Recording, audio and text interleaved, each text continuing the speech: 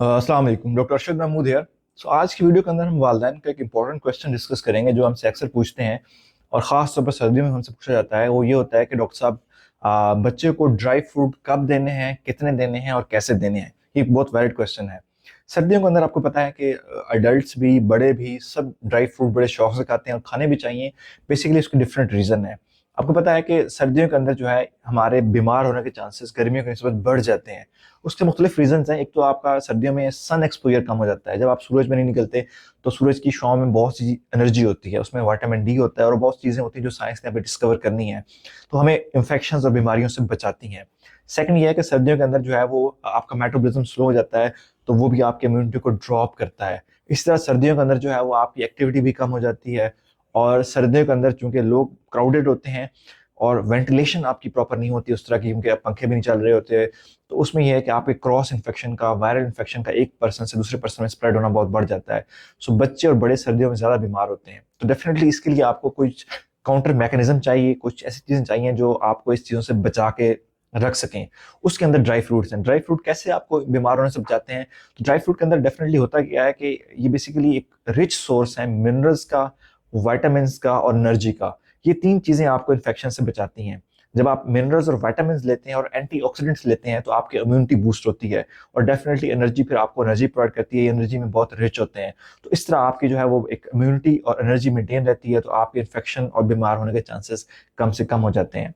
अब जहाँ तक हम बच्चों की बात करें कि उनको ड्राई फ्रूट कब और कैसे देने हैं, तो देखें, देने को तो बच्चों को ड्राई फ्रूट्स जो है आप दे सकते हैं जैसे ही आप उसकी वीनिंग स्टार्ट करते हैं, उसको सॉलिड पे ले जा सकते हैं, मिसाल के तौर पर 6 माह पे। लेकिन हम उसमें कुछ रूल्स रखते हैं। पहली तो बात है कि जो छोटे बच्चे होते हैं, खासतौर पर 3 साल से छोटे बच्चे, उनके अंदर चोकिंग का रिस्क बड़ा हाई होता है। चोकिंग मतलब कि जब आप कोई चीज़ खिलाते हैं, उसको सॉलिड चीज़, खासतौर पर जिसकी शेप इस तरह की है कि वो राउंडेड है, उसके उभार नहीं है और वो सख्त है, तो रिस्क होता है कि बच्चा उसको निगलते हुए फेफड़े में ना लेके जाए, क्योंकि उसका सॉल्विंग का या निगलने का इतना जो मैकेनिज्म है प्रॉपर डेवलप नहीं होता। तो उस सूरत में ये एक रिस्क होता है।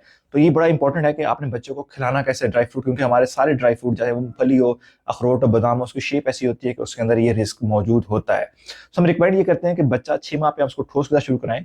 चाहे आप उसको साबूदाना दे रहे हैं, दाल की खीर खीर दाल चावलों की खीर दे रहे हैं, खिचड़ी बना के दे रहे हैं, उसको कोई फ्रूट की प्यूरी दे रहे हैं, तो वो शुरू कराएं। 2 महीने के बाद जब बच्चा 8 महीने का होता है तो आप उसको ड्राई फ्रूट दे सकते हैं। कैसे देने हैं? तो शुरू में आपने ड्राई फ्रूट बच्चे को ऐसे देने हैं कि आप उसको, सपोज आप बादाम लेते हैं तो उसको पीसें और उसका पाउडर बनाएं और उस पाउडर को बच्चे की नॉर्मल जो ठोस ग़िज़ा है उसके अंदर डाल के उसको दें। सो ये एक बेस्ट वे है। कितना देना है? तो जो 1 साल तक का बच्चा है उसको आप दिन में जो है वो 1 चम्मच या 2 चम्मच ही आपने मैक्सिमम उसका पाउडर फॉर्म में दे सकते हैं, उसके डिफरेंट फूड्स के अंदर डालकर। सो उसमें इसी फॉर्म में देना है, आप किसी और फॉर्म में नहीं दे सकते। बादाम है या अखरोट है या कोई भी चीज़ है, उसको आप उसको भिगोएं, अच्छी तरह भगो जाएं, उसके बाद फिर आपको उसको पीसें, उसकी पेस्ट बनाएं या फिर उसका पाउडर बना लें उसको पीस कर और उसको बच्चे की खुराक के अंदर डाल के आप उसको दें। इस तरह खजूर है तो उसको आप जो है वो बिल्कुल उसको खुश करें, सॉरी, उसको आप पानी में भिगोएं, उसके बाद उसको छिलका उतारें, उसको पेस्ट बनाएं, उसको दूध में डालें, बिल्कुल लेटी की तरह बनाएं, ताकि उसके अंदर जो है चिपचिपाहट का एलिमेंट खत्म हो जाए और बच्चों को दे सकते हैं। सो 1 से 2 चम्मच देने हैं और इस तरह आपने देना है। उसके बाद जैसे थोड़ा सा बच्चा आपका साल का हो जाता है तो फिर आप उसको जो है वो ग्राउंडेड या क्रश फॉर्म में दे सकते हैं। मिसाल के तौर पर आप बच्चे को मूंगफली देना चाहते हैं, जो बच्चा आपका 2 साल का है या उससे बड़ा है, 3 साल के दरमियान का बच्चा है, तो उसको आप मूंगफली साबित देने की बजाय आप उसको छोटे छोटे पीसेस करें, उसको चॉप करें और फिर आपने बच्चे को देनी है। अखरोट देना है आपने, बादाम देना है या कोई और ड्राई फ्रूट देना है आपने, तो आप उसको चॉप करें, छोटे छोटे पीसेस करें और वो बच्चे को आपने देना है। बच्चों में एक और रूल होता है जिसको हम थंब रूल कहते हैं, कि बच्चे का जो मुट्ठी का साइज है, जिस टाइम बच्चे की मुट्ठी के अंदर कोई ड्राई फ्रूट आ सकते हैं, वो उसको आपने एक दिन खिलाने हैं, तो उसको हम रूल ऑफ थंब कहते हैं। तो ये भी एक आप रफली आप एस्टिमेट दे सकते हैं कि आपने बच्चे को ये चीज़ दे सकते हैं।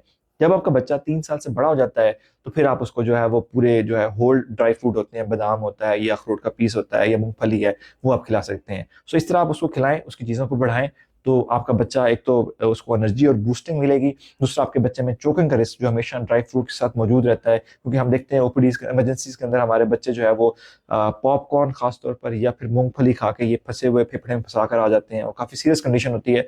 सो आपने ड्राई फ्रूट देने भी हैं और उसकी जो एहतियात ज़रूरी है वो मैंने बता दी, इस पर अमल करना है, तो इस तरह आपके बच्चों को कोई मसला भी नहीं होगा और आपका बच्चा इंशाअल्लाह सर्दियों के अंदर जो है वो उसकी इम्यूनिटी बूस्ट रहेगी और इन्फेक्शन उसको नहीं होंगे।